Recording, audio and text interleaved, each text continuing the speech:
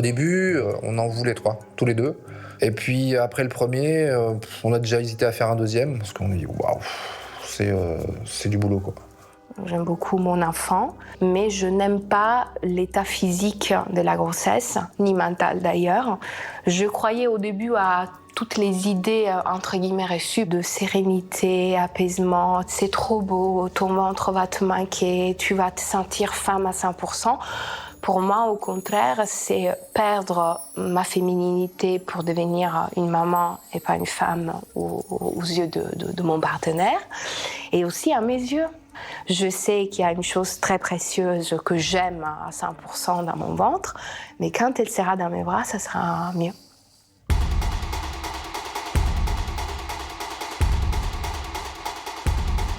Une demi-heure après les premières contractions, elle commence à avoir très très très mal. Elle n'arrivait plus à sortir de la baignoire et donc là j'ai dit écoute, on va partir vite fait parce que j'ai peur qu'on arrive trop tard à la maternité. En sortant du parking au premier stop, je lui dis Olivier, je perds les os. J'ai été transpercée par la douleur. La seule chose qui m'aidait, c'était crier. Au bout de 20 minutes, elle a poussé, c'était plus un cri, c'était un hurlement, quelque chose de terrible. Donc là j'ai commencé à vraiment m'inquiéter.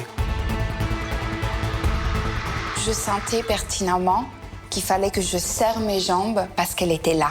Parce que sinon, elle allait naître dans une voiture au milieu de la forêt de Saint-Germain avec un enfant de 3 ans derrière et Olivier qui stressait. Et on est arrivé à la maternité 20 minutes plus tard. Je faisais pas le fier, quoi. Je faisais pas le fier.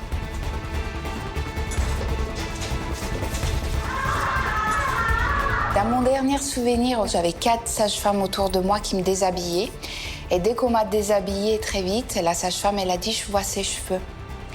Donc là, c'était une vraie sensation de désespoir parce que j'ai compris que j'aurais pas eu d'anesthésiste, de péridurale, d'attente.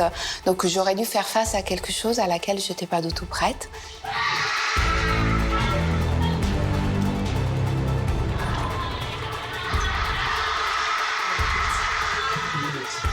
Je savais que ça pouvait être impressionnant, mais de la voir souffrir à ce point, je sais pas si j'étais aussi terrifié qu'elle, mais j'avais peur, j'avais peur. Margot est née 20 minutes plus tard, en fait.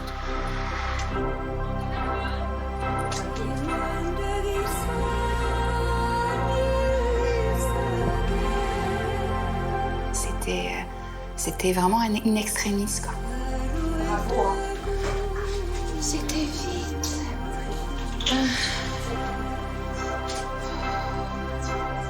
Tandis qu'elle n'était pas encore là, donc que je ne pouvais pas la visualiser physiquement, c'était moi, ma douleur, mon angoisse et tout. À partir du moment où elle est passée et j'ai vu sa tête, c'était comment elle va. Rien à faire de moi.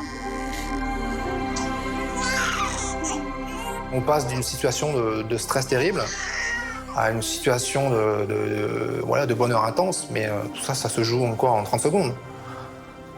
C'est assez paradoxal comme situation, voilà. J'aimerais pas vivre tous les jours, hein, pour le cœur, ça doit pas être... Oh, dillo ciao Margot. Ciao! Come stai? Sto a Marco. Ah, tu fai la photo a Margot? Bravo, amore mio. Attention s'il jette là-bas. L'arrivée de la petite sœur va sûrement chambouler beaucoup de choses pour lui, mais je lui réserverai des journées, des après-midi entières rien que pour lui, qu'il comprenne que voilà, il passe par après la petite sœur. À tout à l'heure. Today's gonna be the day that they're gonna give it back to you. By now you should have somehow realized. On m'a dit qu'un accouchement pareil, ça n'arrive pas tous les jours. Apparemment, ils appellent ça un boule de canon. Parce que c'était vraiment du très, très, très, très vite. Mais bon, il fallait que je passe par là. Il y a des nuits magiques. Je pense qu'aujourd'hui, on a vécu un moment magique avec un super accouchement, certes rapide, mais quelque chose de magnifique. Like to say